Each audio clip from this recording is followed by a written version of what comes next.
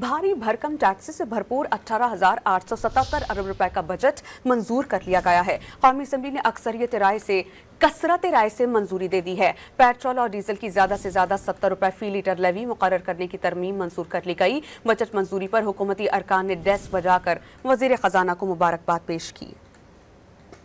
To the financial proposals of the federal government for the year beginning on the first day of July 2024. माली साल 2024-25 का 18,877 अरब रुपए का वफाकी budget मंजूर कर लिया गया। कौमी असम्बली ने अक्सरियती राय से फाइनेंस बिल 2024-25 की मंजूरी दे दी। इतलाक 1 जुलाई से होगा। All those in favor of it may say aye.